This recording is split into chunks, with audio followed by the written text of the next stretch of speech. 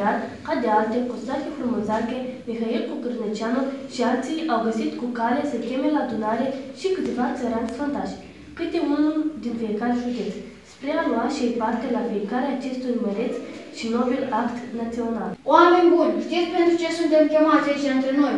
Vom ști cu coane, dacă ne-ți spune.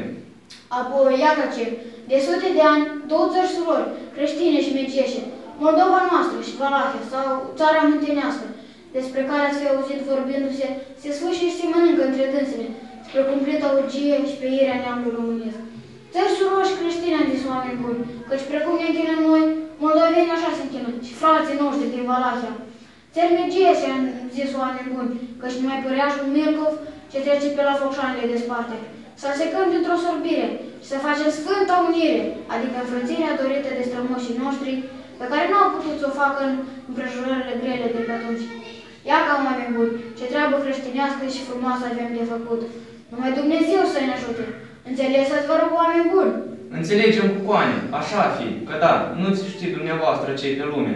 Noi, țărănimea de la coarnele plugului, avem să știm ce-i bine și ce-i rău. Păi eu, drept să vă spun coare, încă tot n-am înțeles. Și apoi chiar dacă ne apricepe și noi la ceva, cine se mai uită în gura noastră? Vorba aceea coane, țăranul când merge trăpăiește și când vorbește hotărăgește. Se ierte și cinstita fața dumneavoastră, eu socor că treaba asta se poate face și fără de noi. Că da, noi știm a învârti sapa, coasa și secera, dar dumneavoastră învârtiți condeiul și când vreți știți a face din alb negru și din negru alb. Dumnezeu v-a dat cu minte ca să ne povățuiți și pe noi prostinea.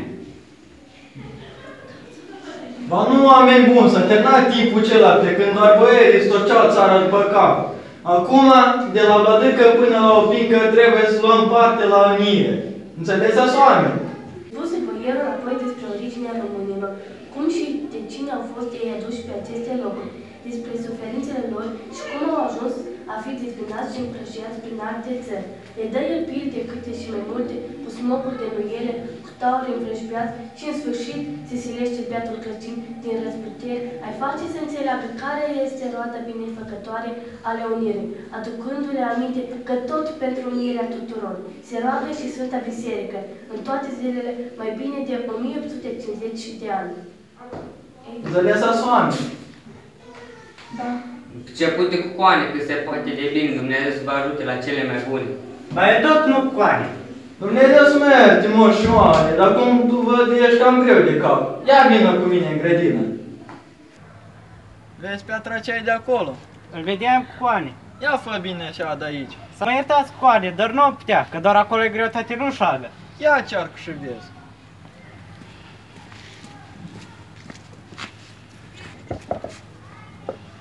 Ia să duce și tu, Baideli, și tu, Moș Vasile.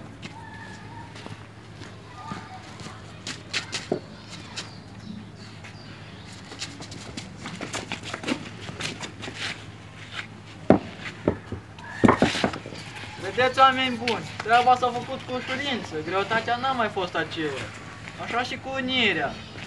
Zicala aceea, unde unul nu-i putere, la nevoi și la durere, unde-s doi puterea crește și dușmanul nu spărește. Credeți voi că de unim noi, Dumnezeu ne va ajuta să fim așa cum mai înainte? Nu, ar fi mai ușor să ne unim cu să ne unim cu Valahia și cu ceilalți de peste Dunăre. Dacă ne vom bucura noi, se vor bucura și ei și nouă ne va fi mai ușor pe inimă. Ați înțeles acum, oameni buni? Ba eu unul, să mă iertați dumneavoastră coane, că tot n-am înțeles. Cum faci tu, mășoan, să nu înțelegi? Ia-mi zi în felul tău.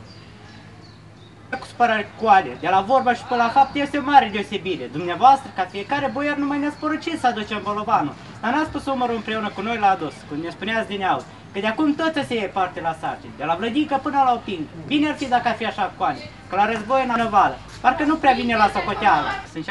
Dar coane, să nu vă fie cu supărare, de la vorbă și până la fapt este o mare deosebire. Dumneavoastră, ca fiecare boier, numai ne-ați poruncit să aducem bolovanul. Dar n-ați pus umărul împreună cu noi la adus, cum ne spuneați din aur. Că de acum tot să se iei parte la sarcini, de la vlădică până la opingă. Bine ar fi dacă ar fi așa coane, că la război înapoi și la pomană năvală, parcă nu prea vine la socoteală. Iar de la bolovanul dumneavoastră am înțeles așa, că până acum noi țăranii am dus fiecare câte o piatră mai mare sau mai mică pe umerile noastre. Că acum te chemați împreună tot noi, o pinca, o stâncă pe umerile noastre. Să dea Domnul Coane să fie altfel, că mie unuia nu mi-ar părea rău. La aceste vorbe, țăranii ceilalți au început a strânge din umere, a se uita lung unul la altul și a zice: Ia poate ca și roata ăla nu o să aibă dreptate. Iar boierul, luându-i înainte cu glume, a înghețit călușca și a tăcut molcul.